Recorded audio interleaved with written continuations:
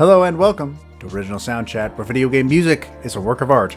On each episode, it's our goal to help you learn about 2 soundtracks from the world of games, as well as the people, stories, and critical tracks behind them.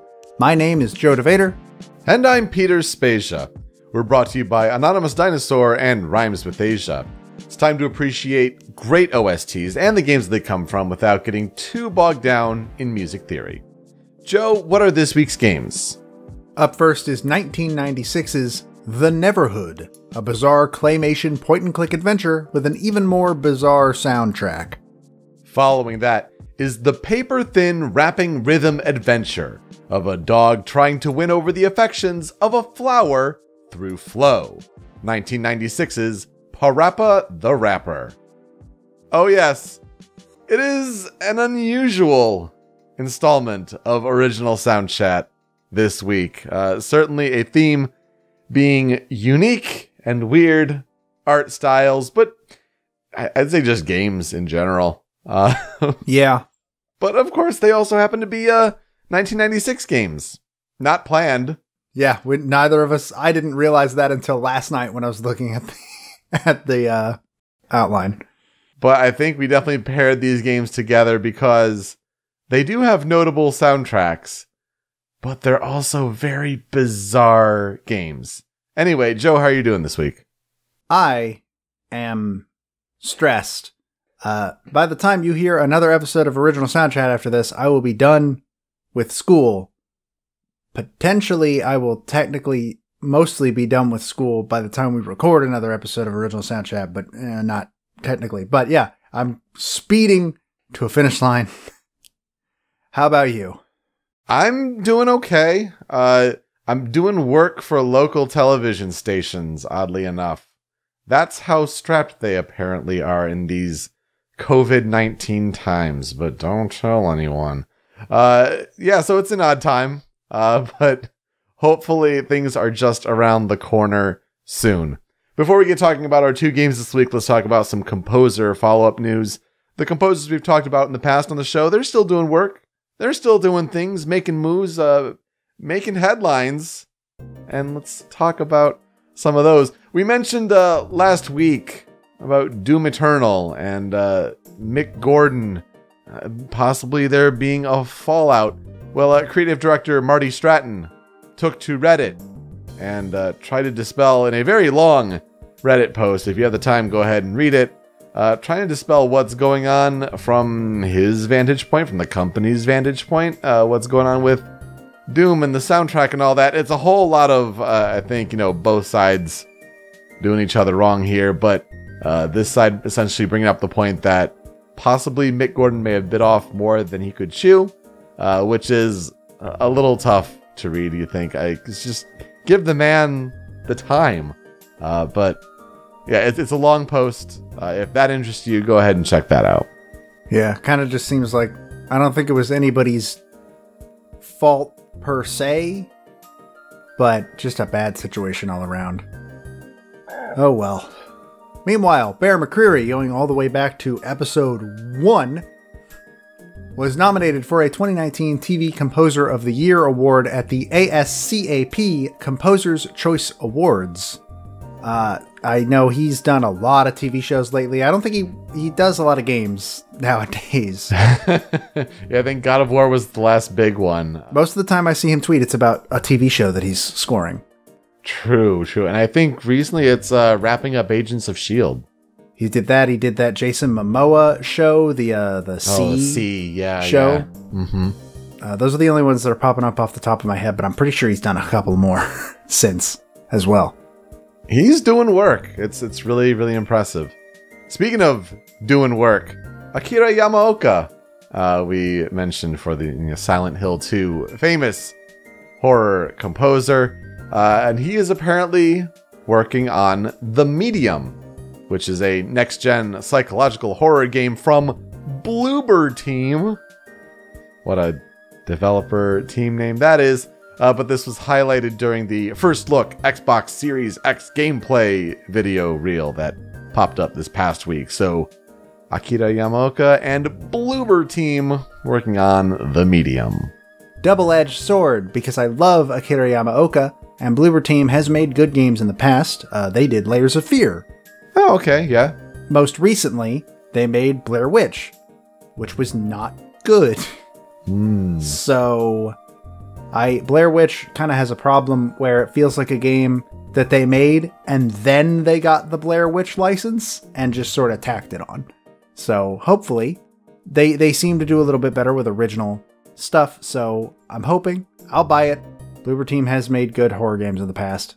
Looking forward to it. Meanwhile, this isn't really news. It's more just, I love Hideki Naganuma. He's a good wholesome boy. He is the composer behind the Jet Set Radio series. Apparently on Twitter very recently, he tweeted, "Am I a video game composer or a game music composer? Hashtag who cares? Hashtag either is fine." A rando responded to this with, "You are a horny composer." To which he responded, "Everyone in this world is horny sometimes. That's the reason why the human race did not perish." Yeah. Yeah, I think it's a reason why more people should follow game music composers or video game music composers on Twitter. Absolutely. So, yeah, that's kind of what's going on in the game composer music world right now. But we're going to talk about some weird games now. Yeah. And honestly, I don't know which one of ours is weirder. But I'm going to go ahead and say I think it's mine.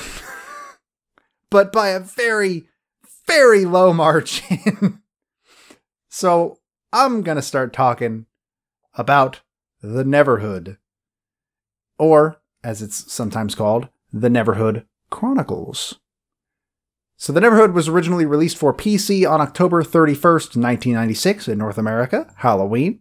Cool. Not thematically appropriate, but cool. 2 years later, on April 23rd, 1998, it would release in Japan, but not on PC, because it would actually release on the PlayStation. Oh, weird. And this version was titled Clayman Neverhood no Nazo, or Clayman The Mystery of Neverhood. This version never came out in America. The PC version never came out in Japan. The Neverhood is a point-and-click adventure game developed by the Neverhood Inc. and published by DreamWorks Interactive. The PlayStation version for Japan was developed and published by River Hill Soft. So, we've talked about point-and-click adventures before, in some form, being Ace Attorney and Professor Layton, but those are more of like an offshoot of the genre. They're more a fusion of like point-and-click and mystery and visual novel. Yeah, yeah. So this is, I'm pretty sure, the first traditional style point-and-click adventure that we have talked about on this show. And as the name might suggest, the genre is largely played by pointing and then clicking. That's pretty much it. You can click on the ground and stuff to like tell your character where to go. And you can also click on various objects around the world to either pick them up or cause your character to interact with them. Objects, creatures, stuff like that. And that's pretty much how every sort of point-and-click adventure plays. You don't see traditional style around very often anymore because more exciting genres started coming out. There are still some every once in a while, like Broken Age was just a couple, like 4 or 5 years ago, 6 years ago. It's been a while since Broken Age. Oh God, yeah, it's been a while. Wow. I think a lot of people point to the old LucasArts game with Tim Schafer and all. You get a Grim Fandango, Full Throttle, Monkey Island. Yeah, of course. The Day of the Tentacle. I saw like so many of those, and I think a lot of people associate them with being just obtuse and difficult, and the character collecting items in their inventory and then trying to use this item with this item in the world, and that's the way of puzzle solving. It's just known for being a little outdated and bizarre. Yeah, and granted, like the developers back then used that to their advantage and like infused humor and all that kind of thing in there. Like Monkey Island is all about dumb, stupid, obtuse solutions to puzzles, but they're all funny. Like, that's what it comes down to. The Neverhood is a bit different in that instead of having a bunch of inventory-based puzzles where you've got to go pick up an item and use it somewhere else, most of the puzzles in Neverhood are solved simply by exploring and finding stuff and solving, like, puzzles in the world. And that is not to say that the game is not still very obtuse. In fact, somehow it manages to be more obtuse. Because one of the main puzzles of the bits that I've seen of the Neverhood, I struggle to use the word puzzles. Basically, you will like go to an area where there is a button, and you will press that button, and it will activate or open something somewhere in the world. Good luck, go find it.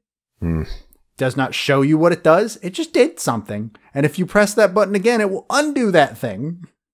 And also, it's just one of those games that very much expects you to have like a pen and paper in front of you to like jot down symbols. And I will say this, shout outs to our friend Moses, who is actually the one who suggested doing this game and gave me a lot of help in the research and stuff into this game.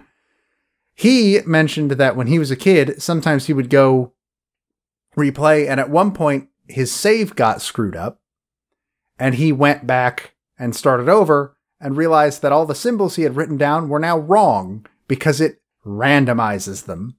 They're different every playthrough. So there's that kind of thing. But the actual main feature that sets the Neverhood apart in the coolest way is that the entire game is animated in stop-motion claymation. If you don't know what claymation is, it is a method of animating that involves creating a world and characters out of modeling clay, and then posing them, taking a picture, moving them a little bit, taking a picture, moving them a little bit, taking a picture, and making an animation in that manner. It is well known for being incredibly hard. I've done it before. It is incredibly hard, and also very time-consuming. For movies that you probably know that are claymation, I assume you have seen one of these three: Wallace and Gromit, Chicken Run. If you haven't seen either of those, I'm going to guarantee you've probably seen The Nightmare Before Christmas. Oh, yeah. I mean, that's the one, Nightmare Before Christmas, for sure. And probably I saw Chicken Run way back in the day, but I don't remember anything about it. I used to watch Chicken Run a lot as a kid. So you don't see this style of animation in video games basically ever, for multiple reasons. It's really time consuming. It's incredibly expensive. It's very hard.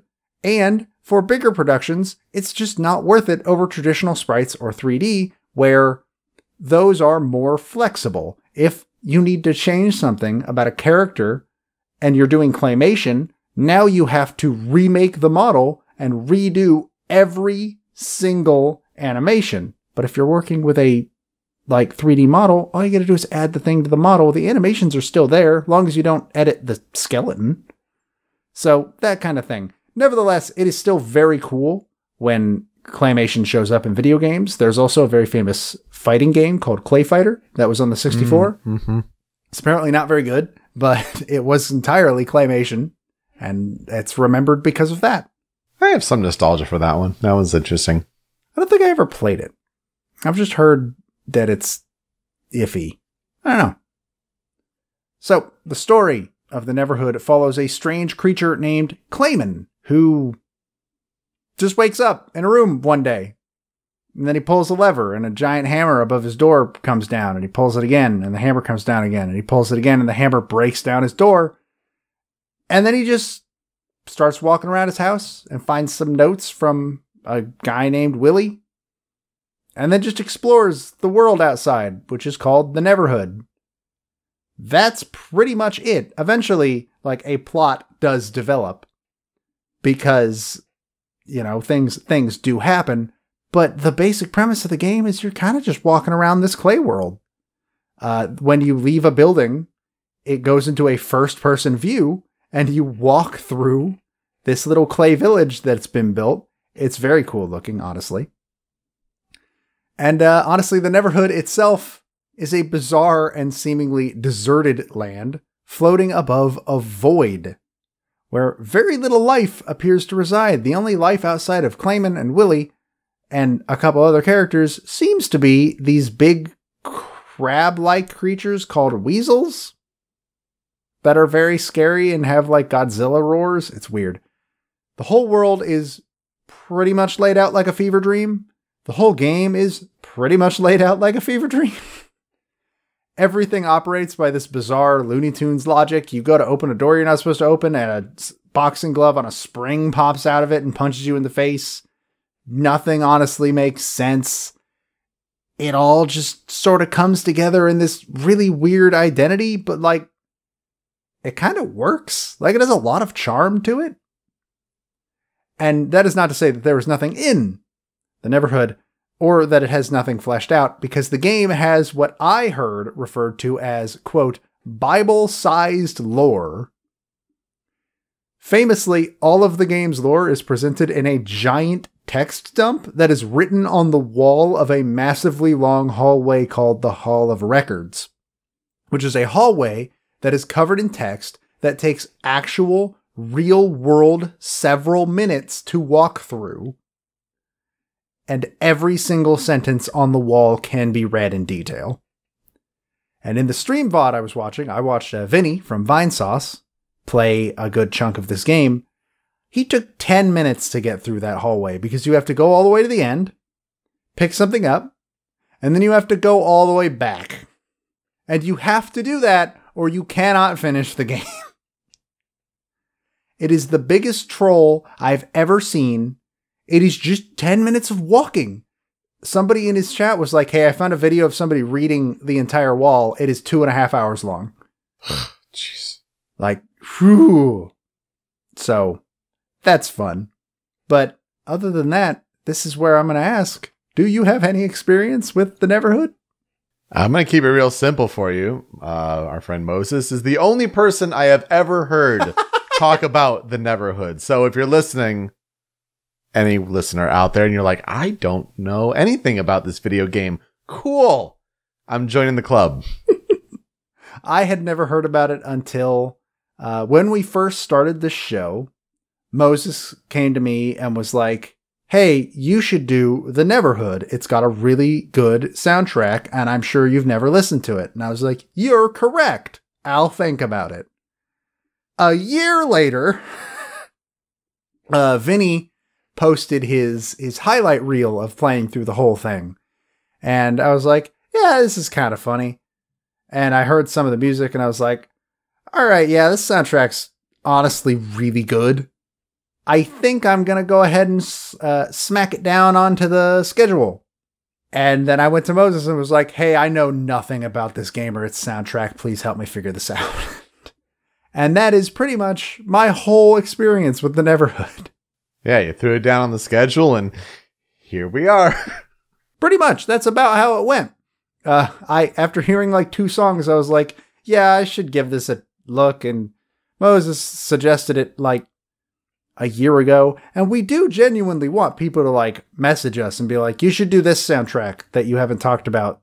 Because I'm always down to discover new soundtracks. This soundtrack is legitimately great. Oh yeah. It's weird, but fantastic. And I'm very glad that I've heard it now. So like legit, if you have a soundtrack that we have not talked about that you want to hear us talk about, throw us a message on Twitter. Our Twitter handles will be at the end of the episode. You got to get there. You got to listen to the whole episode. That's the carrot on the stick. So in terms of the development of the Neverhood, designer Doug Tennapel, I believe that is how you pronounce that. It is spelled Tennapel. So I'm assuming Tennapel. Originally, he says that he came up with the idea of a game using claymation in 1988 while working for Earthworm Jim developer Shiny Entertainment. And supposedly, he even created 17 structures specifically for this concept. But then in 1995, he left Shiny Entertainment due to disagreements over how David Perry was running the company. So he went on to found his own company 2 weeks after announcing his resignation from Shiny, the Neverhood Inc., and he brought on several ex-Earthworm Jim developers to staff said studio. While at the same time, Steven Spielberg, yes, the director, Steven Spielberg, who, it's always weird to remember that that dude, like, has his fingers in video games and is genuinely, like, enthusiastic about video games as a medium. Boom blocks. He just happened to be starting a new publishing outfit called DreamWorks Interactive, which happened to be looking for some weird and fresh projects to publish. So, Tendapel pitched his idea for a claymation video game to Steven Spielberg himself, which, boy, that's a step up. And Spielberg seemed to be very excited about the idea and accepted a deal to publish the project. Now, according to development interviews, production lasted just around a year, and between its characters and scenery required over 3 tons of clay to produce. A year? Yeah, this is where I'm going to cut in on my own notes and go, it only took a year for a claymation video game? No. That's nuts. That's so fast. But that's what they say. It was pitched in 95. It came out in 96. The various elements of the game for film nerds, like, I don't know if this will mean anything to you, Peter. You're more a film nerd than I am. So I figured I'd throw this in and see if it did. The elements were filmed using a Minolta RD-175, which, according to Wikipedia, made this game the first stop-motion production to use a consumer-grade digital camera for professional purposes.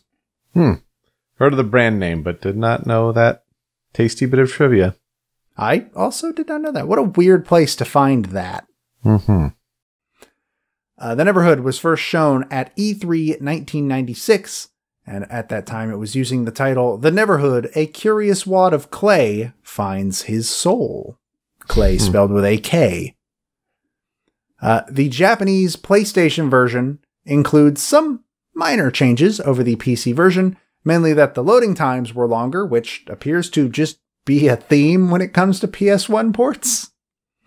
And understandably, the Hall of Records was removed. Mostly, as I assume, even the thought of having to translate all of that information into Japanese would have caused any localization branch worth their salt to riot and or drop dead on the spot. So, The Neverhood received generally positive to mixed reviews upon release, with Famitsu giving it a 29 out of 40. Meanwhile, you had sites like GamePro giving it a 4.5 out of 5. So there was some swing there. It won 3 industry publication awards, being Adventure of the Year from Computer Games Strategy Plus, Best Adventure Game from CNET Game Center, and Special Award for Artistic Achievement from Computer Gaming World. I'm assuming most of those publications are no longer around. And The Neverhood was actually also nominated for Best Animation at GDC, back when it was still called the Computer Game Developers Conference. But, notably, it lost that award to the original Tomb Raider. Unfortunately, though, these successes did not translate into sales, and The Neverhood was largely considered a commercial failure. By April 1999, the game reportedly only sold just over 41,000 copies in the United States. Not great. Eventually, PC developer Gateway purchased a large amount of copies, which boosted that number well over 50,000 in order to pre-install the game on its computers as they were sending them out. And the article I read happened to bring up that this, weirdly enough, led to the game gaining a big cult following in countries like Iran and Russia, specifically, half because of this and half because of bootlegs. That's so strange. Yeah, like, that's bizarre, but I mean, it kind of makes sense, I guess. Nowadays, the game does enjoy a rather small but dedicated cult fan base among older PC gamers, but there is no official way to play the Neverhood on modern devices at current time. It has never been re-released in any form whatsoever. In June of 2011, a group made up of original developers announced they were trying to negotiate for exclusive rights to release the game on mobile devices, though as far as I could tell, nothing really ever came of that.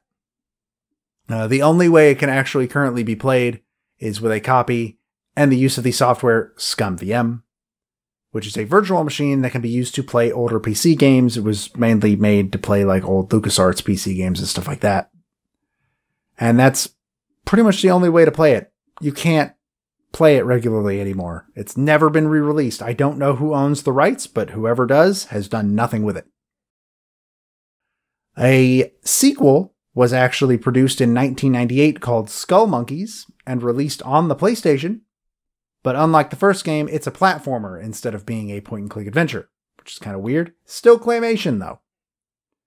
There was also a sports game spin-off that was released on the PlayStation titled Clayman Gun Hockey. This game was never released outside of Japan and did not feature any claymation. Which at that point, why bother with the property?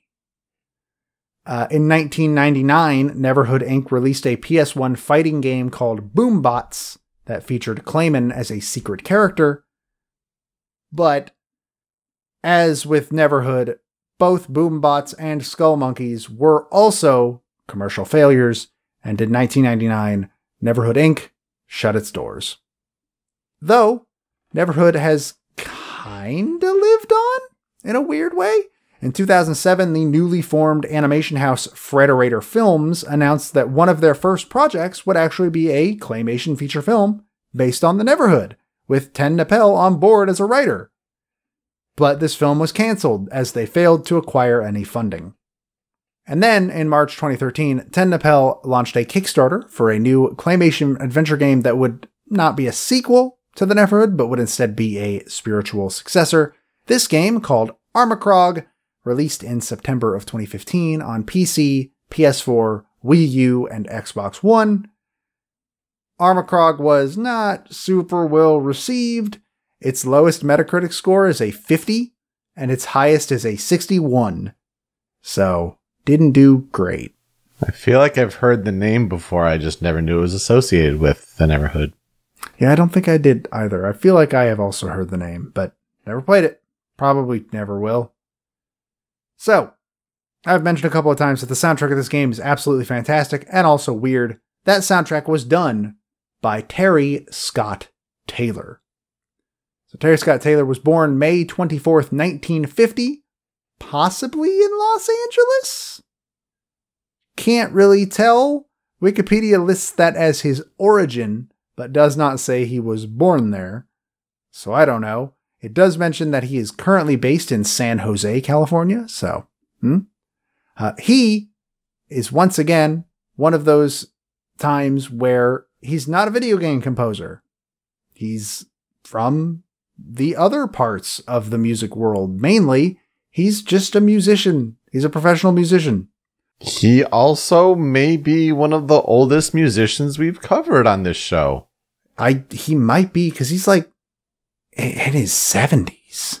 Yeah. Very close to turning 70. Like, probably just a little older than Joe Hisaishi. Maybe. Yeah, I think that sounds about right. Huh. Again, weird place to get that. So, Terry Scott Taylor began his career in 1971 performing with various folk bands in California, and in 1972 he started his first group, a Christian rock band called Jubal's Last Band. Great name.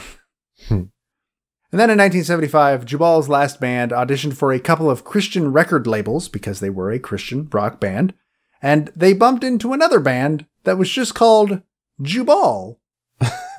What are the odds? I get Jubal must be like a biblical reference or something that I'm not aware of. Right. Out of respect, both bands agreed to change their names in order to avoid confusion, and Jubal's Last Band became Daniel Amos. Weird name for a band. And from there, they were able to land a recording contract with one of these labels. Taylor released his first solo album in 1986 titled Knowledge and Innocence, and then the next year released another solo album called A Briefing for the Ascent. And around the same time, he also became the production director for Christian label Frontline Records.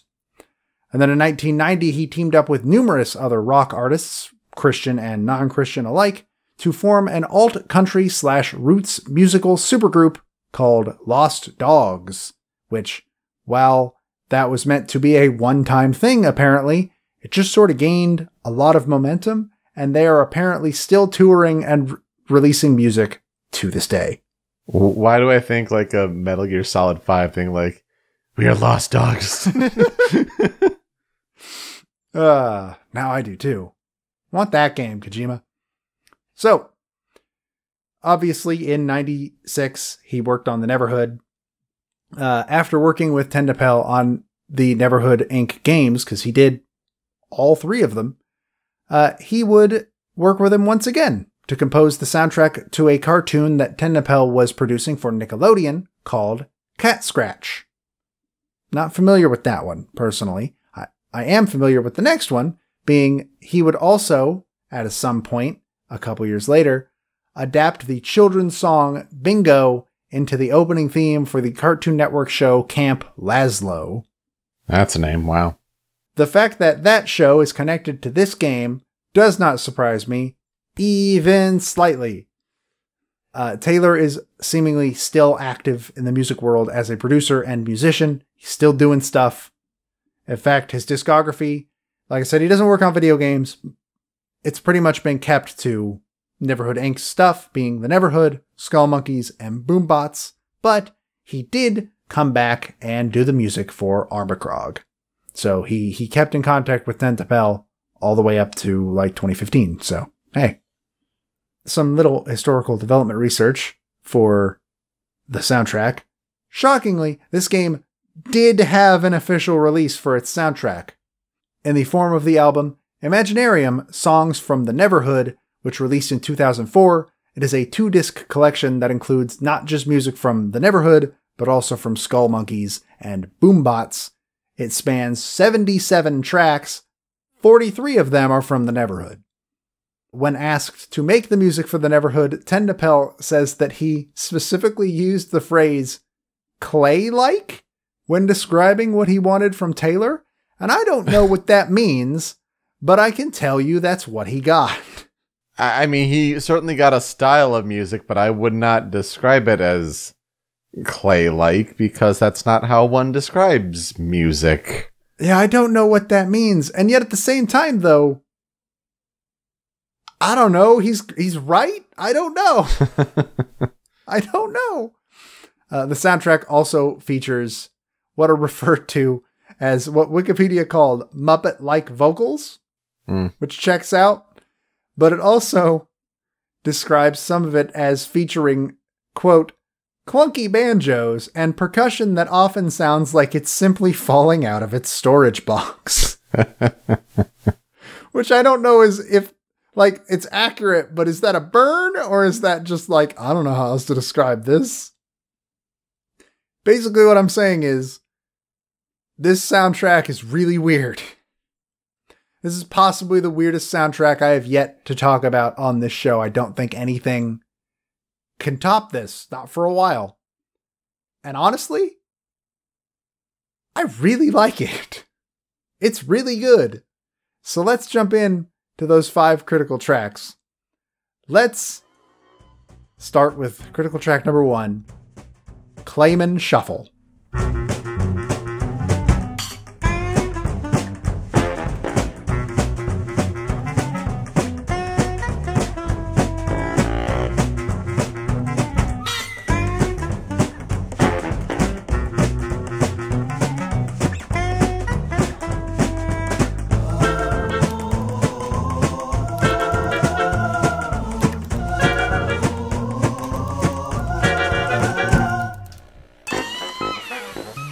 Or I guess it could be pronounced Clayman Shuffle, because for some reason it's an A instead of an E, like the character's name is spelled. I don't know.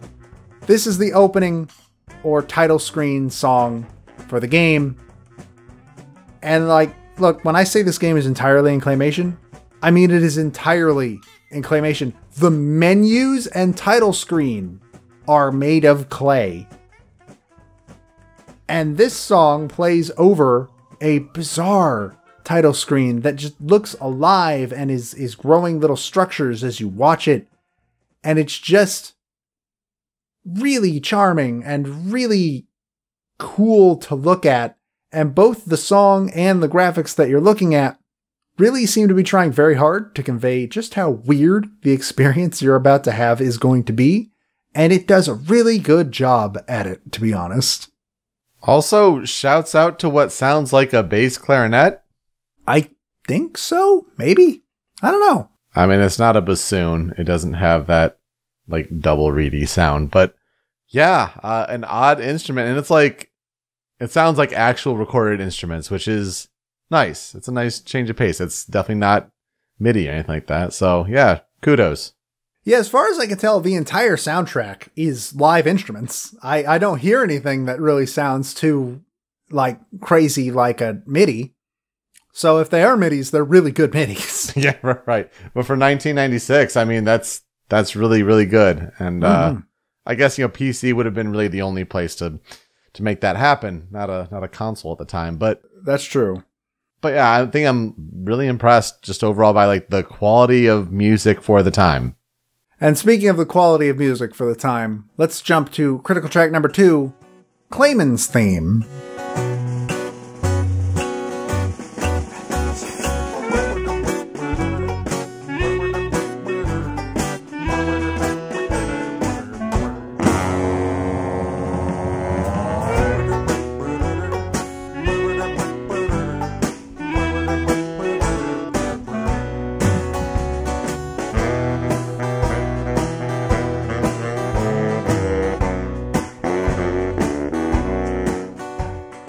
See, this time with an E. I don't get it.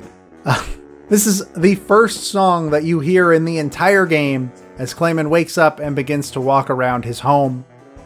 I think this is a good indicator as to what vocals mean on this soundtrack. This is a lot more subdued than the rest of the soundtrack, but like, if you didn't catch it, go back and listen to the clip again and you'll hear this. It's so good. It's so funny. This song is disgustingly catchy. The melody, I love it. Even if it's a little bit repetitive. But yeah, this is a very good introduction to the world of the Neverhood, I feel like. The vocals definitely give it a distinct sound. And vocals aside, like if you're thinking like the rest of the music, you're right when you mention like something like The Nightmare Before Christmas, because it gives me like a big like Tim Burton vibe. Yeah, it kind of does have a Tim Burton, Danny Elfman sort of vibe to it a little bit. I think I agree with that. I didn't think about that until just now, but yeah. I think you got something there. But speaking of weird vocals, let's move on to critical track number 3. It's Scat Radio.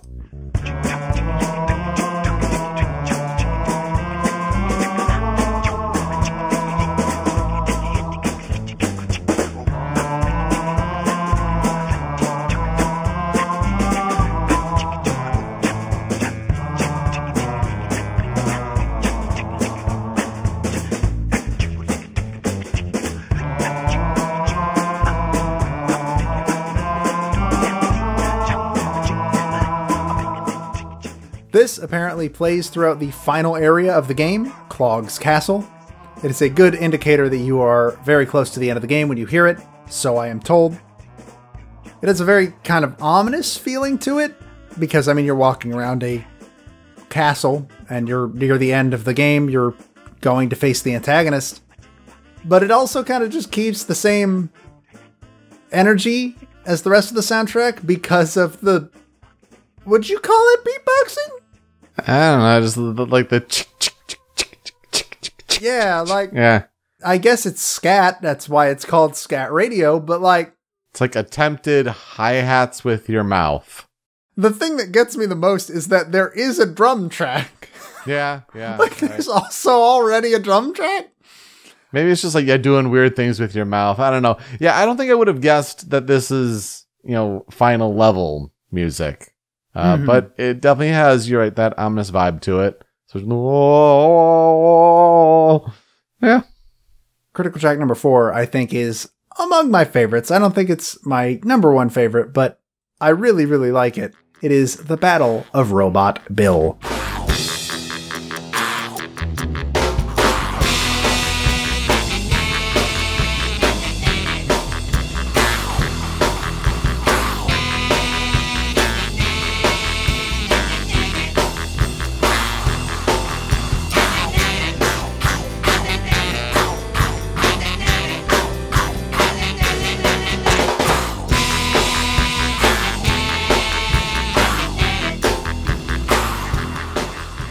This song actually plays during a cutscene in which Clayman hops into the giant mech, Bill, and begins piloting him and walking him around, trampling over the clay world that you've spent your time exploring the whole game. And eventually, he fights a giant dragon-like monster called the Clockwork Beast, which essentially turns it into a kaiju fight, where you least expect it. Like, when I started talking about this game, did you expect the words kaiju fight to come out of my mouth? Nope. Neither did I.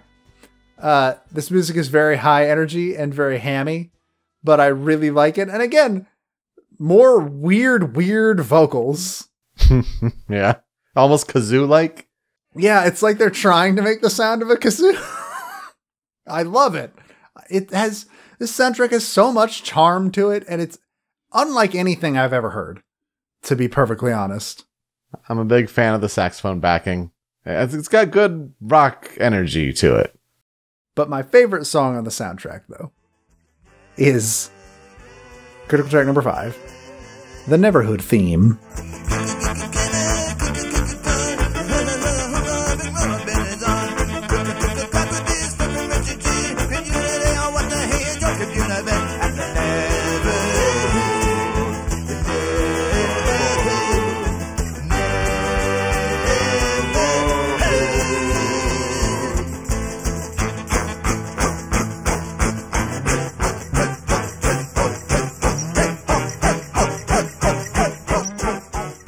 This is the credit roll.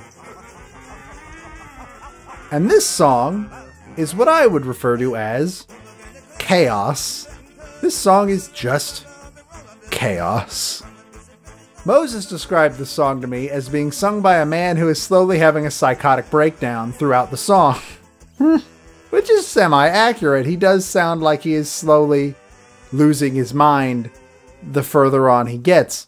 Also, it might sound like he is singing nonsense. He is not. There are English lyrics to this song. There are English lyrics to most of the vocal songs in this game. The album, Imaginarium, came with a booklet with all of the lyrics in it and challenged the listener to sing along, or I guess try to sing along. But yeah, this song has actual lyrics that you can go find on the internet. I've read them. I mean, I believe you, but I also have a very hard time believing that. So, of any of the songs on this soundtrack, I think this is the one I've heard before in any capacity, and it's pretty hard to forget when you're thinking of it. I really like the part at the end, and Moses mentioned to me that this is his favorite part as well, where it sounds like the song's about to end, and then he just like breaks in crazier than ever before. And I believe all of these vocals are Terry Scott Taylor himself, by the way. No, that makes sense. They're all him. And I think this song is the most indicative of just like, this game is nuts. It's weird. It's crazy. It's energetic. It's just charming. And again, I cannot think of any game in the world where I've heard any song like this. It's unique all on its own, even now today, in a world where we get weird games seemingly all the time. So, tracks on the cutting room floor. I got 2. One, my first one, is apparently a super unimportant song, but for some reason, when I listened to it, it captured my soul and also made me die laughing. So, it's Potatoes, Tomatoes, Gravy, and Peas. Potatoes love, my gravy love. Potatoes love, my gravy love. Potatoes love, My gravy love tomatoes and potatoes and my peas. Tomatoes and potatoes and my peas. I put them in my hair, then I eat them just like that. I put them in my ears and... Apparently this song plays during a puzzle that involves switching between various radio stations. So it is not important to the game whatsoever. And yet when I heard it, I couldn't stop listening. I couldn't not put it on the cutting room floor here. The mumbling is so good. What the hell is this song? It definitely needed to be here. And you've mentioned your roommate, Ben, several times on this show throughout our episodes. For those of you that know Ben, I think can verify that Ben could do a flawless cover of this song if he wanted to. Oh, 100%. I could hear that. Like just in my head right now. We should have him do that. He wouldn't do that. We should have him do that. He would not be down for that, but we should find a way. How much money can we throw at this project? Oh, it's so good. And my second song on the cutting room floor is Triangle Square.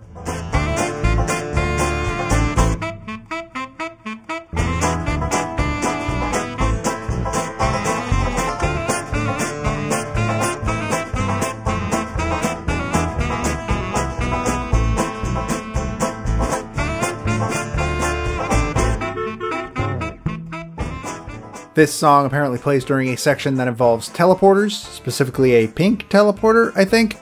And honestly, this song is just really good. Like, hot damn. It just barely didn't make the Critical 5. I don't know what I would have cut to replace it. Maybe Scat Radio. That's the closest.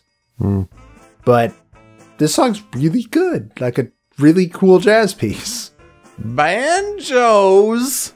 Yeah, banjos. Always banjos. So what will I never forget about the Neverhood?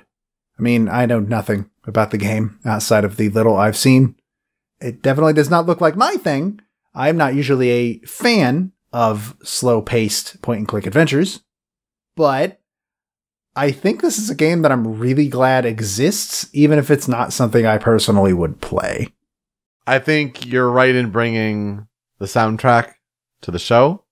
So thank you very much, Moses, for the suggestion there. Not a game I'm about to search out, though. You're right, not my cup of tea.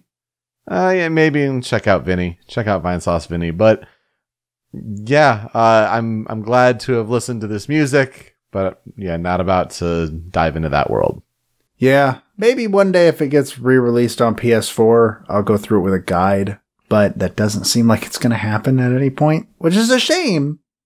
But this is not a game I'm going to go out of my way to go play, unfortunately. But I did happen to ask Moses what he will never forget about the game because he is somebody that has experience with the game.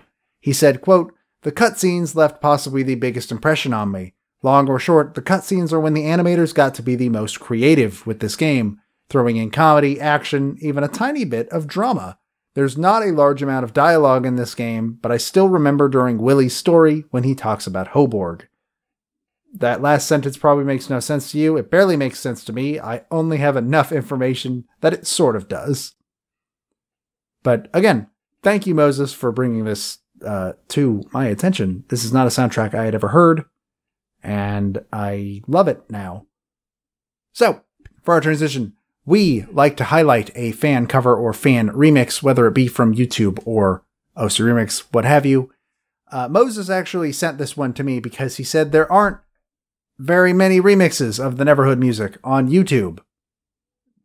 No surprise there, to be quite honest. There should be, though. We need more remixes of this music. But he sent me a cover of The Battle of Robot Bill by KGB Project and K Project Studios. So please enjoy that. We'll be right back.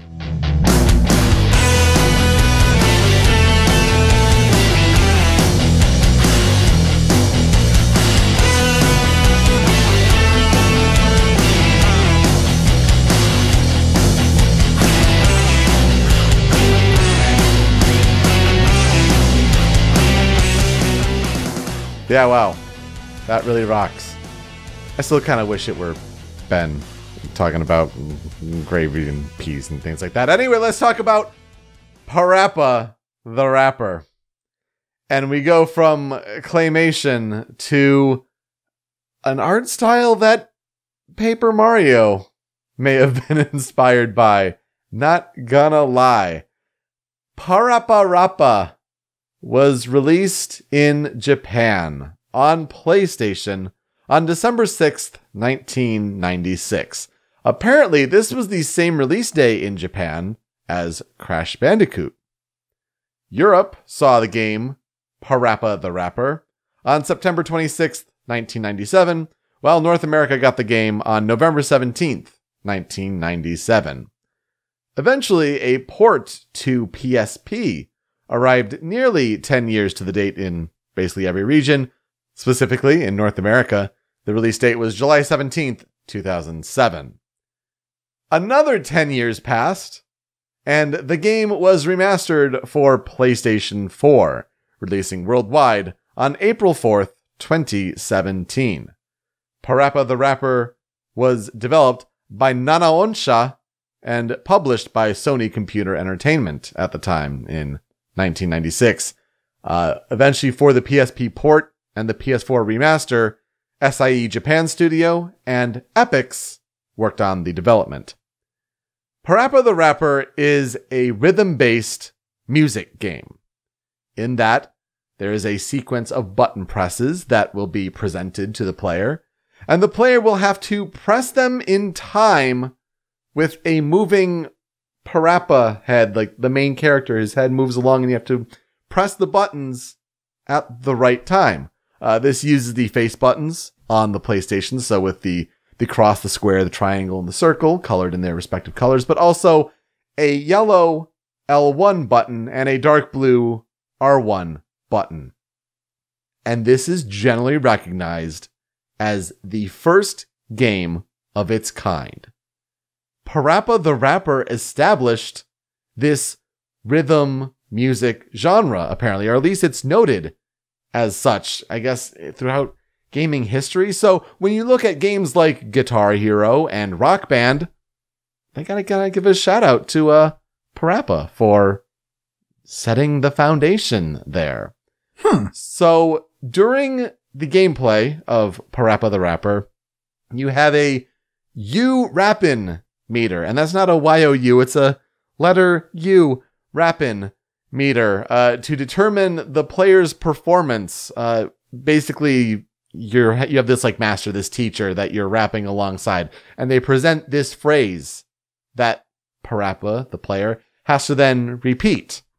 And so, determining the player's performance, you get these rankings of awful, bad, good, or cool.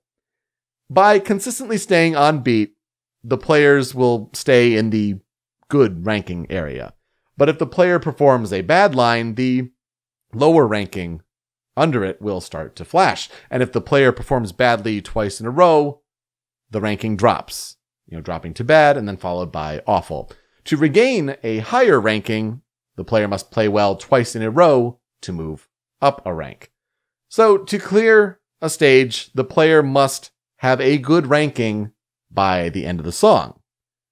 Now, what about cool, though? How do you get those cool points? After the game is cleared once, players can play the game again, and the cool ranking can be achieved by freestyling, because rap is all about freedom and expression and flow.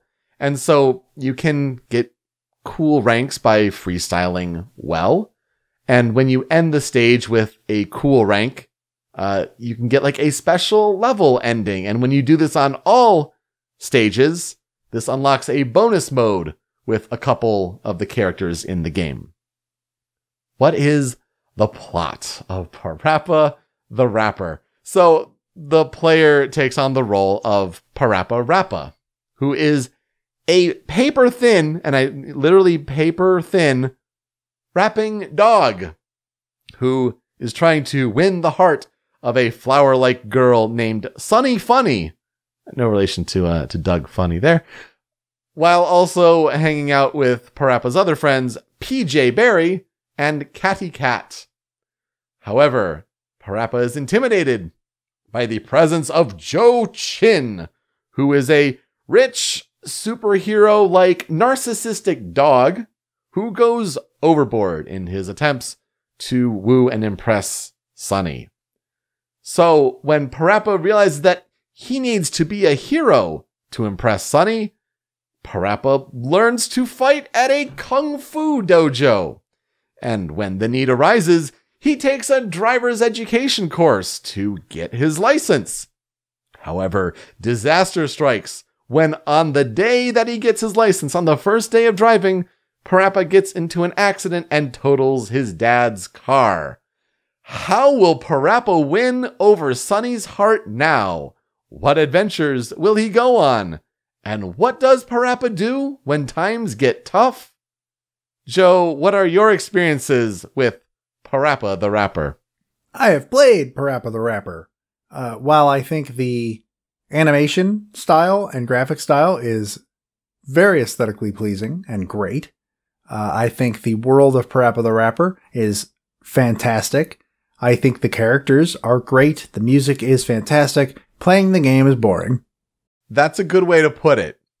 I think it was really interesting for the time in, late 96, early 97. Well, like when it was the first, nothing else was on the market that was like it. And that makes sense.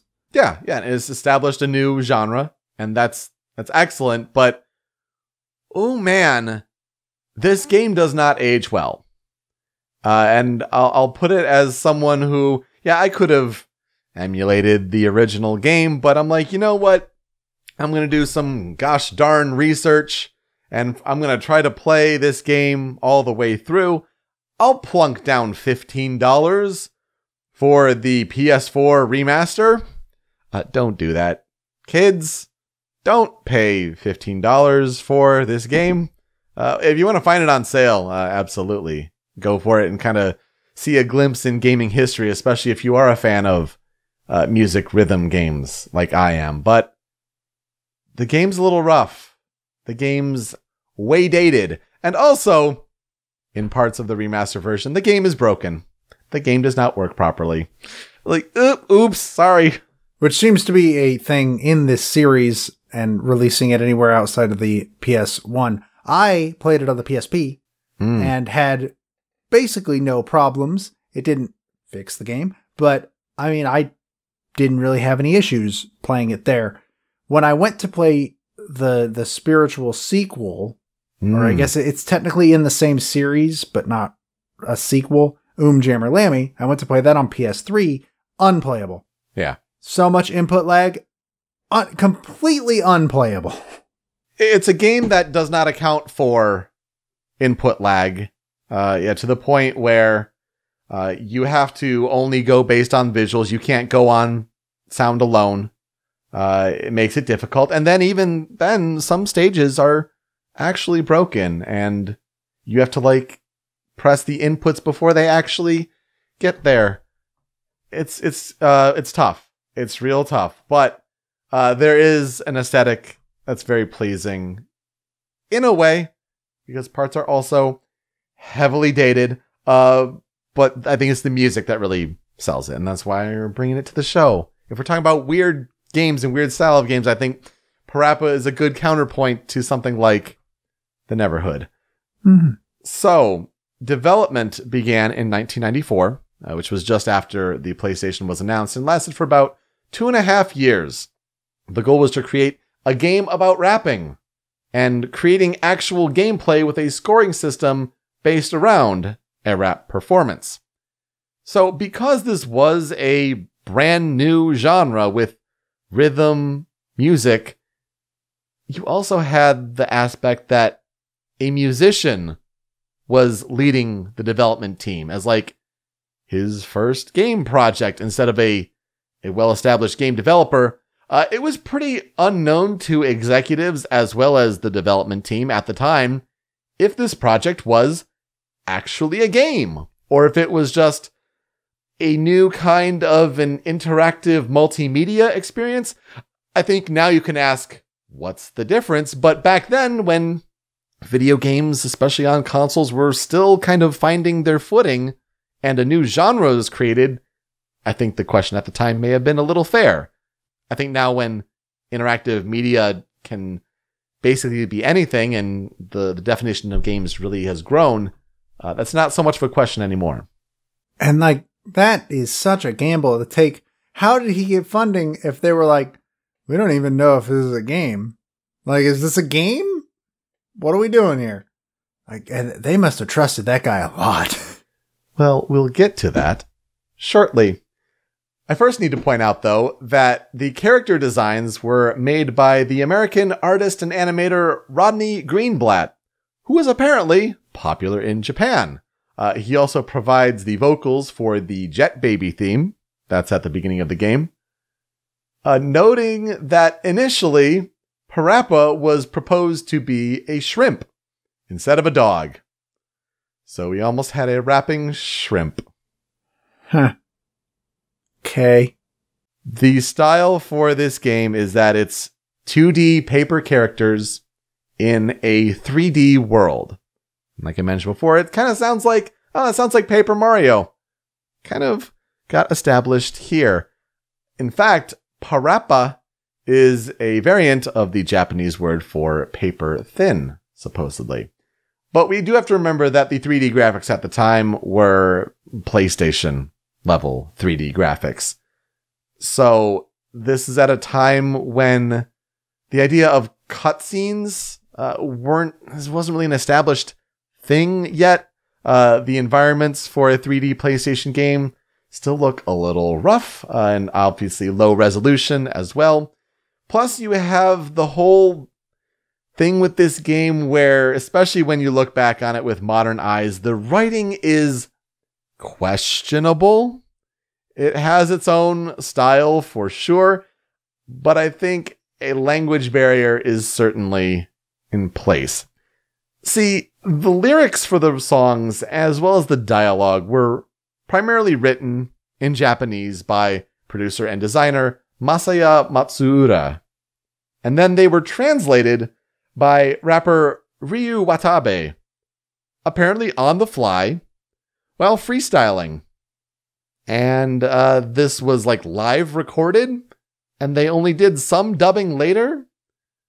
So when you see like lines like these bullies at the beginning talk about like, oh, a nice little babe and wanted to come outside with us, it's like, nobody talks like that. It's definitely at a time where like you have a translator, I guess, you know, someone who knows English somewhat well enough, but is Japanese, like translating on the fly, and it sounds weird, and it like doesn't have like the rigorous localization process behind it. Watabe, though, apparently worked as an interpreter for CNN, and he said when he invited ladies over to his house, he could do on-the-fly translations from Japanese into English for just like on the fly. So I guess he was good enough to do that, but there seemed to be an impromptu, off-the-cuff style to it, which kind of makes things sound a little weird to native English speakers. PaRappa the Rapper was also one of the first PlayStation games to use in-game motion capture in order to portray more realistic character movement for characters such as PaRappa and the teachers.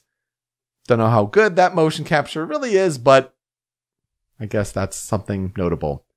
I must stress, however, and Joe, you can back me up if this sounds unbelievable to listeners at home, there are only 6 stages in this game. Yep. That's right, 6 songs that you can clear. And so you can beat this game in about an hour. Less than that, honestly. and you know, the time may be accounted for, especially if you're playing the remastered version, if you're playing some songs multiple times because it's not working properly. But gotta point out that for the time, I was shocked to read that the game was reviewed very well for the time on PlayStation with a Metacritic score of 92. With some praise points being its top-notch, irresistibly catchy music, and quote, while the words may seem a little strange, This just adds to the quirky nature of the game. That PaRappa the Rapper is all about style over substance. Though one common criticism was that the game is too short. You think? However, the port to PSP and the remaster to PlayStation 4 do not hold up nearly as well. PSP version sits with a Metacritic of 67, and the PS4 version at a 61. As mentioned before, there's no calibration to account for lag between the visuals and the audio. The musical levels, I guess the graphics, like that's only what's really been improved in the PS4 version in particular. But yeah, the lag is just, it's so bad that you can't play based off of the music. If you do, PaRappa's like words will be late and you'll just be bad and missing all the time. And yeah, there's a level in the PS4 version that just does not work properly. And you gotta cheese it a little bit. In fact, homebrew developers found that the PS4 remastered version is actually just the PSP version running inside an emulator with high-resolution textures. What? So the remastered PS4 version actually doesn't fix any of the issues that popped up in the PSP version. Wow, that's bad. Mm-hmm. Wow. The original version of PaRappa the Rapper apparently sold nearly 1.4 million copies, which is pretty dang decent, actually. And at the first annual Interactive Achievement Awards, which is now known as the DICE Awards, in 1998, PaRappa the Rapper won awards for Outstanding Achievement in Interactive Design and Outstanding Achievement in Sound and Music. It was also nominated for Interactive Title of the Year. Apparently, in the final issue of the official UK PlayStation magazine, the game was chosen as the third best game of all time. Which, yeah, okay, to establish a new genre at the time, cool, but man, I don't think that holds up today. Let's be honest. No, it does not. No, it does not. As you mentioned, the game spawned 2 follow-up titles, a guitar-based spin-off called Jammer Lammy, which released in 1999 for PlayStation, and then a direct sequel, PaRappa the Rapper 2, releasing on PlayStation 2 in 2001. An anime series based on the games aired in Japan between April 2001 and January 2002. That's news to me. Also, a short spin-off series aired in October 2016. In 2016? It was with PJ Barry and there's some like Munch. I don't know. It was weird. I've never heard of this. What the hell? The game was featured as a challenge in the video game-based show Games Master in 1998, and apparently was also the subject of 3 different sketches in the Adult Swim television show Robot Chicken. Most recently, though, PaRappa was a playable character in PlayStation All-Stars Battle Royale. What an honor. It was interesting to see, I guess, the animator Greenblatt said it was really cool to see PaRappa back, but wish he weren't so violent. But hopefully that it brought enough attention to him to get more games, etc. And I don't know, we'll see. I love his stage in that game because it shows Chop Chop Onion Master Karate Chop a Killzone robot. But other than that, he sure is in that game. He's one of the most unique characters in that game. I'll give him that. Oh, yeah, absolutely. So we mentioned him just a little bit ago, but Masaya Matsuura is the man responsible for PaRappa the Rapper. Matsuura was born June 16th, 1961 in Osaka, Japan, and he majored in Industrial Society at Ritsumeikan University. I have no idea what Industrial Society is, but it sounds like a kind of backup plan, I guess. When he met the singer known as Chaka, or her name is Mami Yasunori, in 1983, they founded the Japanese progressive pop rock band Psy S. And I guess they had a fair bit of popularity in Japan in the 80s. And then in the 80s, MTV began to become popular, as did the concept of music videos.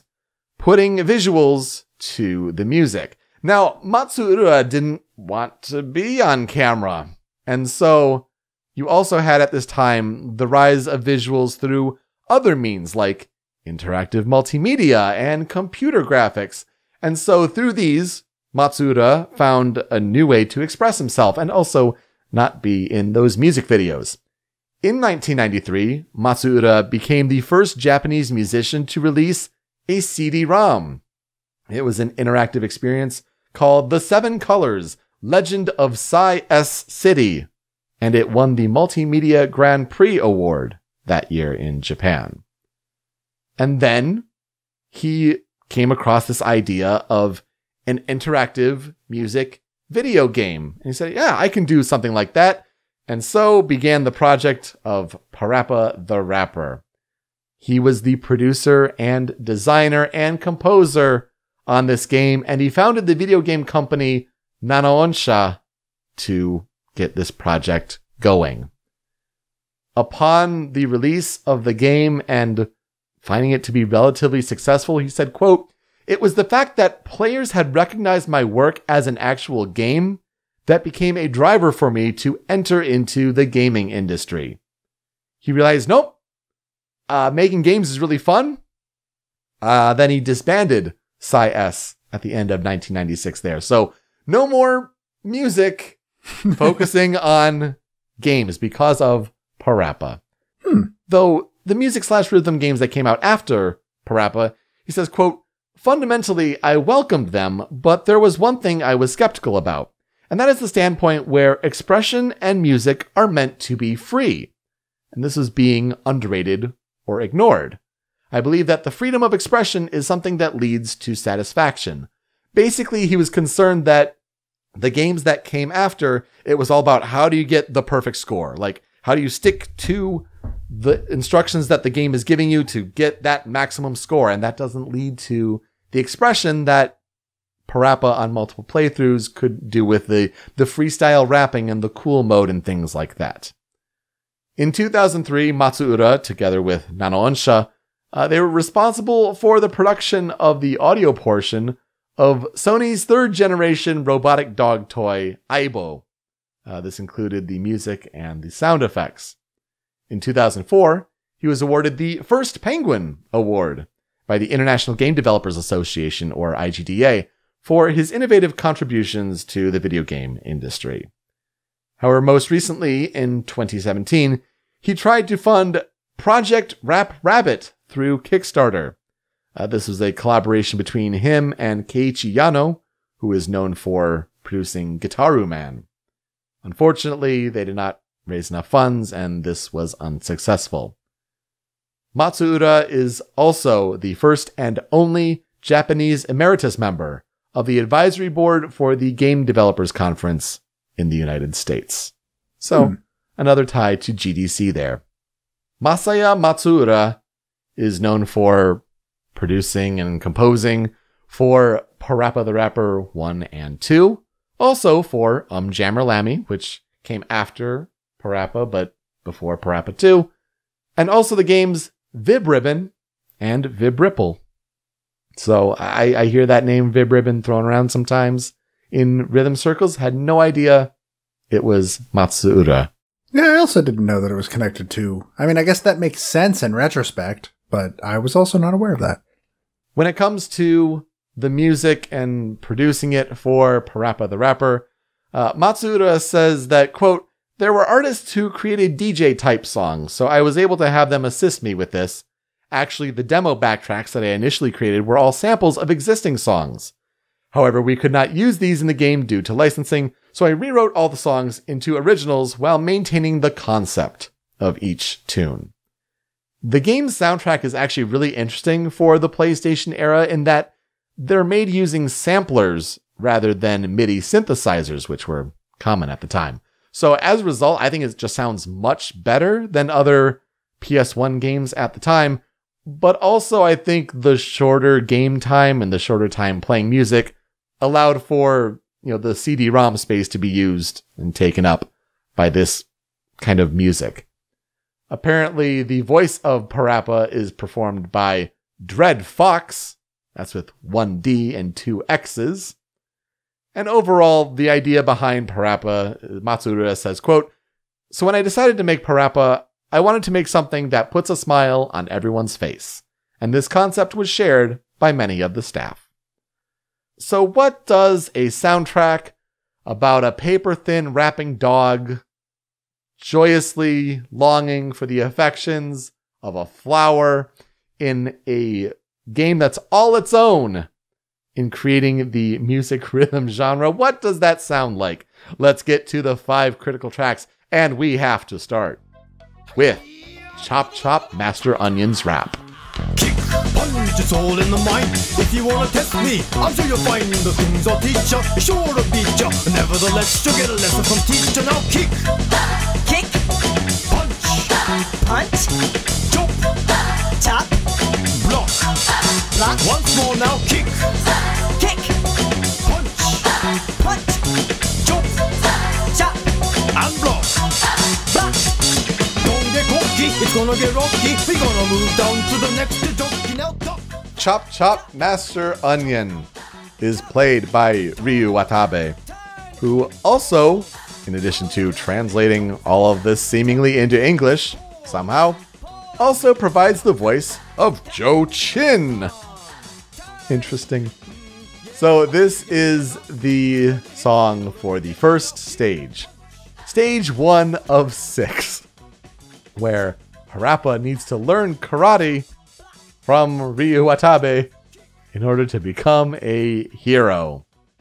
I'd like to point out some of the amusing, if not odd, lyrics from some of these songs. So from this one, it's "Don't get cocky, it's gonna get rocky. We're gonna move down to the next Yajaki now." This is the song from the game, honestly. Mm-hmm. And it's simple, but it's also very effective when it comes to being an introductory song for how you play this kind of game. This is an incredibly effective introduction to the game. The kick, punch, it's all in the mind. Like, there's a reason why this was the stage in PlayStation All-Stars Battle Royale. Mm-hmm. This dojo was the stage for a reason. This is the stage that most people remember. It is not my favorite song on the soundtrack. That's actually the next track on the Critical 5. This is my favorite. But it's definitely like an absolutely fantastic introduction. And it's just super catchy. And Ryu Watabe does a great job with this rap. He really, really does. The next one is also my favorite. This is Instructor Mussolini's rap. All right, we're here, just sitting in the car. I want you to show me if you can get far. Step on the gas. Step on the gas, Step on the brakes. step on the brakes, Now step on the gas. step on the gas, When I say boom, boom, boom, you say bam, bam, bam. No pause in between. Come on, let's jam. Step on the gas. step on the gas, Step on the brakes. step on the brakes, Step on the brakes. step on the brakes, Step on the gas. step on the gas. Now, naming the character Mussolini, it's a moose, but still, not the best name. I'm just gonna say that. Instructor Mussolini is played by Sandra, and this is stage 2 of 6, where PaRappa needs to learn how to drive so he can impress Sunny by taking her for a ride in a car. Whoa, ho, ho, ho, stop the car. We got an emergency, can't you see? Do you know why we stopped the car? Do I know why we stopped the car? I forgot to close the door.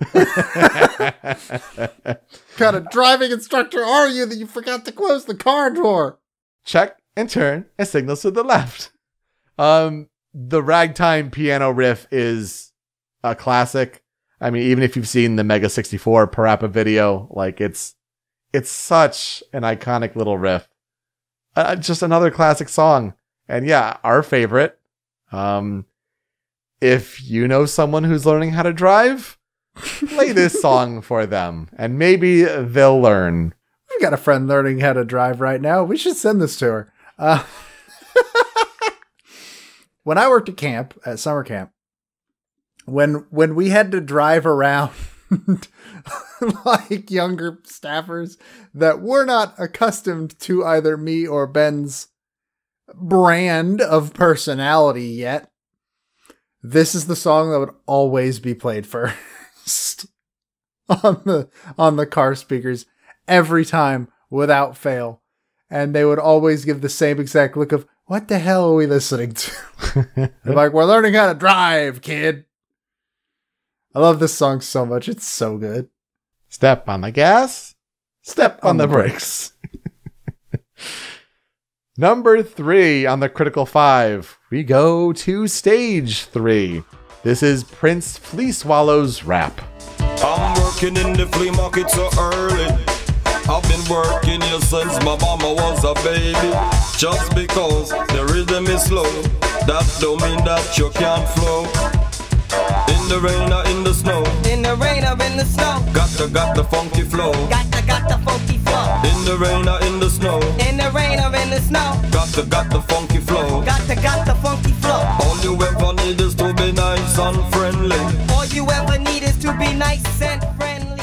Prince Fleaswallow is a frog, and he's played by Lanky Don. That is Lenky. Don. Okay. And in stage 3, PaRappa needs to make money by working at the flea market after he crashed his dad's car, so he can either repair that car or buy a new one. Oh, man. It's such a slow reggae groove. The vibe is real. It might as well be a stoner anthem. Because in the rain or in the snow. In the rain or in the snow. Got the funky flow. Got the funky flow. It's catchy. It's one that, like, coming into it, I didn't think I had heard this one. I was like, oh, no. When you get to that chorus, if you're remotely familiar with this game, yeah, you've heard this before. Number 4 is where I start to have problems with this game. But the song's fine. The song's good. Number 4 on the Critical 5 is Cheap Cheap, the Cooking Chickens rap. Every single day, stress comes in every way. I ain't got no time for nobody. My style is rich, dope, fat, and rich. We'll make a cake today that looks rich. Crack, crack, crack the egg into the bowl. Crack, crack, crack the egg into the bowl.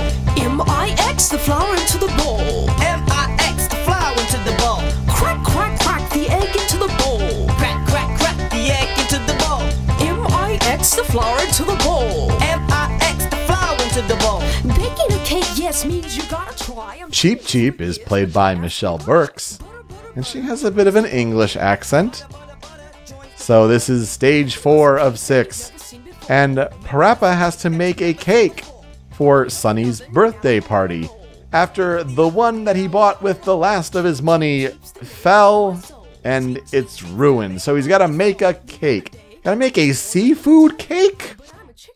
Okay. All right.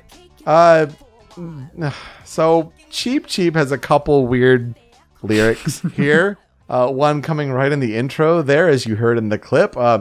My style is rich, dope, fat, in which we'll make a cake today that looks rich. You just had rich and rich in there. Okay. But the other day I was called a little turkey, but I'm a chicken. Got it? Ya beef jerky? Okay, but come on, that line is amazing. I'll give you that. It's kind of amazing. It's stupid, but it's amazing. But dope, fat, in which? Yeah, I don't know what the hell that means. Yeah. Anyway, it has these like little jazzy sax riffs, and like that's pretty cool. Except, I think it had to be here because it's definitely one of the better, more recognizable songs. It's my second favorite song in the soundtrack. Yeah, and it completes the set of 4 masters here. But this stage is broken in the remastered version. This is one where, like, you have to put the inputs just before PaRappa's head actually gets there. And it makes it a stressful play. It took me upwards of, first like 4 times to just be perplexed and have to look it up on the internet. And then even then took like 2 or 3 tries to get it just right, because there isn't much margin for error when you're doing that. So, Yeah, not fun to play this on the remastered PS4 version. I'm pretty sure I had similar problems on the PSP version with this song. And everything after this song, too. And that doesn't surprise me, because, yeah, they're the same game, apparently. Yeah. Apparently. I can't believe that. That's crazy. But, like, it's a great song, though. I think Michelle Burks kills it. With the vocals. She sounds like Meryl Streep plays her in that one movie. Julia Child. She sounds like her, but if she like got down and started rapping. Yeah. Yeah, a good mother hen type. No, she does a great job for sure. Wrapping up the Critical 5. This is PaRappa's live rap. What you gonna do when they come? I gotta be You gotta seen. do what? You gotta do what? I gotta believe. Yo, everybody, just check out the way I live, everybody. Yo, everybody. Time to wait and pull heads to party. Here comes the dude, and now he's running up and down the street with the Jews. Sunny's my life, she's like a dice. I can't tell which way she turns till I strike. Whatever trouble he's in, he just gets up and begins. It ain't no This song is done in conjunction with MC King Kong Mushi, who is played by Richard Bush. And this is the final stage of the game, where PaRappa goes to a party at Club Fun with Sunny, and he gets on stage to rap and declare his feelings for her. Aww. So, Joe, you gotta do what? I gotta redeem. You sure about that? I gotta believe. You gotta do what? I gotta receive. But most important, I gotta believe. it's a fun gospel piano anthem. And then this MC King Kong Mushi, like, straight up kills it with rap. Like, weird lyrics, sure, but he does great. It's fun. And then you get to the end of this song. And let's be real. When we've talked about how it's been all about, like, the teacher kind of throws out a riff and then you have to echo it as PaRappa, you're about 3 minutes into this song. Granted, it's pretty easy so far. And then PaRappa decides, I'm going to freestyle.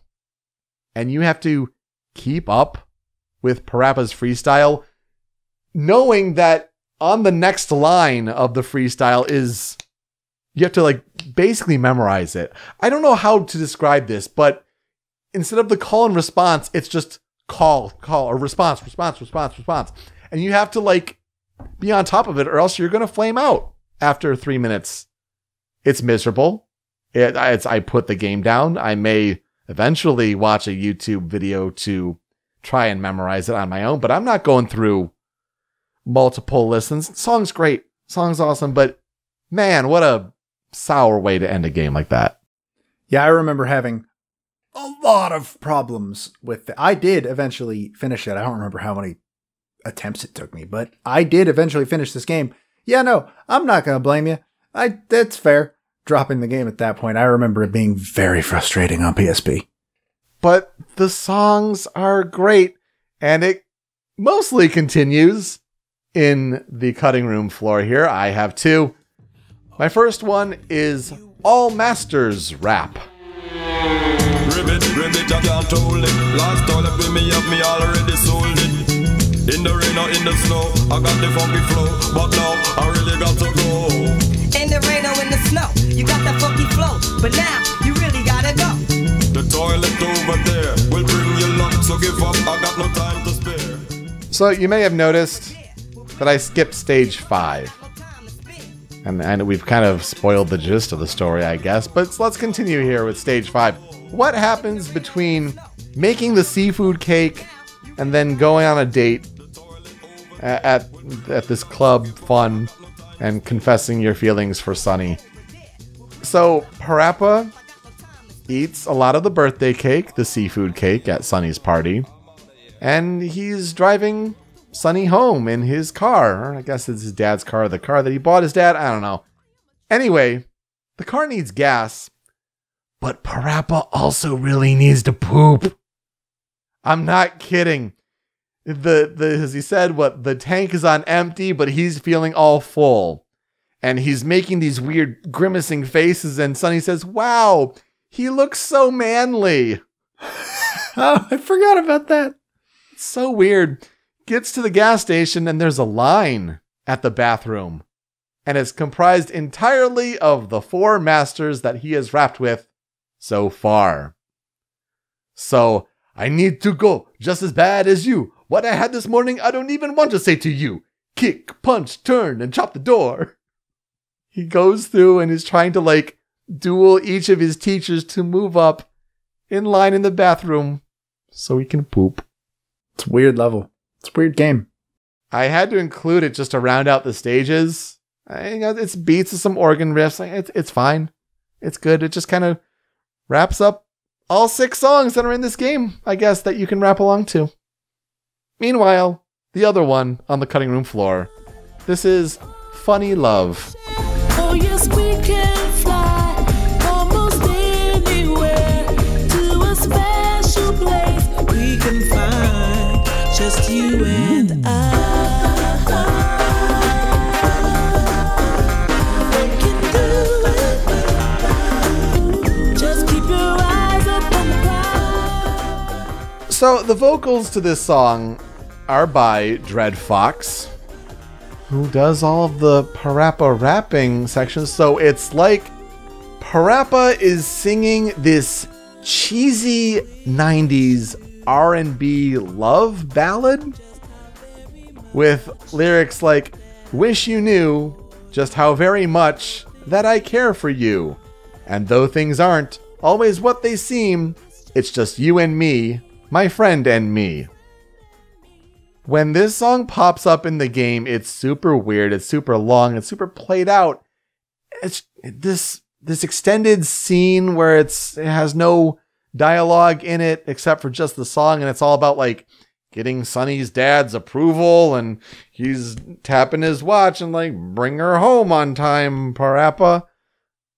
I don't know, it really stood out in a bizarre way. I gotta put it on the cutting room floor. It was either that or the Jet Baby theme, but this was more weird and standouty. Yeah, I don't remember the song at all. I don't remember this scene even slightly.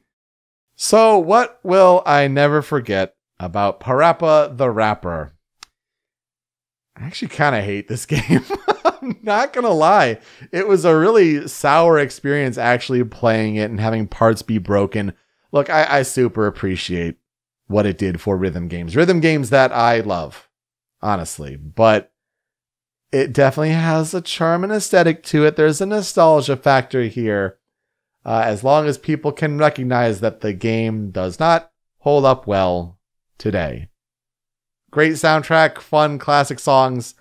Look, we're here, just sitting in the car. It's great stuff, but oof, actually playing it, not so much. It is a more fun game to watch and listen to than it is to play, for sure, nowadays. I agree. I very much respect what it did for rhythm games. I love the rhythm game genre. Without PaRappa the Rapper, there's no Rhythm Heaven. And I love Rhythm Heaven. So, I'm thankful for that. But, like I said earlier, and like you've said multiple times, game just ain't fun to play in the year of our Lord 2020. Don't spend $15 on it for the remastered version. Let me just save you that up front. When I had heard that it was being remastered for PS4, I was like, cool, finally a version that'll be playable. And it really sucks to hear that, oh no, it's just the same unplayable version, but you can put it on a TV screen now. Yeah, and the stages look nice in 4K, but then the cutscenes are still PS1 garbo. So, yeah. But it certainly has a weird artistic style, just like claymation in the Neverhood. Ultimately, though, great soundtracks, and I'm glad we could bring them to the show this week. That'll do it for us this week on Original Soundchat. You can find me on Twitter at PeteSpeakEasy. Joe is over at the Dobaga. The video version of the show is on the Rhymes with Asia YouTube channel, also at rhymeswithasia.com. But it's that MP3 podcast version that you want. Thanks to Anonymous Dinosaur at anondino.squarespace.com. Get that MP3 podcast version on Apple Podcasts, Google Play, podcast storefronts all around the globe, even Spotify for the podcast feed, and take it with you at home when you're working at home, or if you're working at work, or just go for a nice walk outside and enjoy the fresh air during these COVID times. And we won't tell your boss / kids. No, this doesn't work as well when we're, in these desperate times here. But also on Spotify, we have a big growing Spotify playlist if we talk about a song that is from a video game on this show and it's on Spotify, we're adding it to that big Spotify playlist. Joe, any additions this week? Very unfortunately, no. Neither of these games' soundtracks are on Spotify. Funnily enough, though, if you search PaRappa the Rapper on Spotify, you will find a playlist titled PaRappa the Rapper Original Soundtrack. And it's just a bunch of, explicit raps. I don't know who made it, but thank you. I kind of want that now in this game. That sounds amazing. And then hopefully we'll pick up the work on bonus tracks here, especially as big projects come to a close. Joe, who are we talking about next week? I will be talking about Messer Chups. I will be talking about Shihoko Hirata. All right, playing us out with that fan remix, whether it's on OC Remix, YouTube, what have you. Found a channel called 8-Bit Brigadier on YouTube. And they had a song called Car Rap. Yay! I like the move from the ragtime piano. They did a cello and trumpet take on it while they're doing their own cute video take of the back and forth.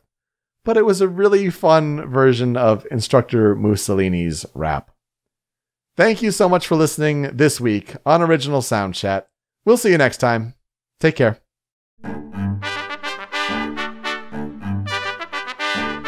Alright, we're here, just sitting in the car. I want you to show me if you can get far. Step on the gas. Step on the gas. Step on the brakes. Step on the brakes.